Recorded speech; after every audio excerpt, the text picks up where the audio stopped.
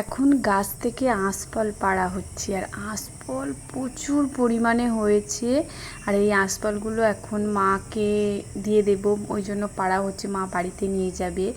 আর মা এসেছিল ছেলের জন্মদিনের ব্লগটা দেওয়া হয়নি, অবশ্যই দেব, কিন্তু একটু শরীরটা খারাপের জন্য আমি দিয়ে উঠতে পারছি না। তাই এখন ভাবলাম আজকে এটাই দেওয়া যাক বলে, ওই জন্য আজকে এটাই করে নিলাম।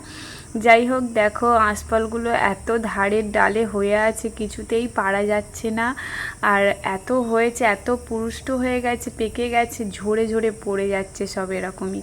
তা যা হোক করে এখন টেনে টুনে পাড়া হচ্ছে। আর একজন আছে আমার ভাসুরপো আর কি, সে মানে তাকে গাছে উঠতে বলছিলাম, তা সে অনেকক্ষণ পরে, অনেক কষ্ট করার পরে দেখছি যে হচ্ছে না। যাই হোক, সে এখন গাছে উঠেছে।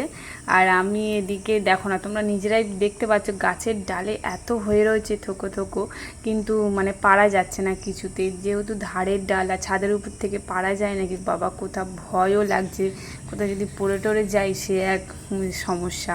তো সেই জন্য করে ও গাছে উঠেছে। আর যেটুকু আঁকশি দিয়ে পাড়া গেছে, আর যেটুকু পাড়া যায়নি বলছে এরমভাবে হবে না, সব ঝরে নিচে পড়ে যাচ্ছে অলরেডি। নিচে কত ধারের ডাল, এই সব ডাল থেকে কি পারা যায়? পারা সম্ভব না। গাছে উঠলেও পারা যাচ্ছে না, আঁকশি দিয়ে এবার টান দিলেই তো ঝরে ঝরে সব পড়ে যাচ্ছে। বন্ধুরা, তোমরা যদি কাছে থাকতে তোমাদেরকেও খাওয়াতাম, আমাদের তো খাওয়ার এনার্জিটাই চলে গেছে। দেখে দেখে আমাদের বলে না, চোখের সামনে যেটা দেখা যায় এত এত, সেটা আর খাওয়ার প্রতি কোনো এনার্জি থাকে না। তাই চলো বন্ধুরা, ভিডিওটা কেমন লাগলো, আশা করি ভালো লেগেছে। টাটা।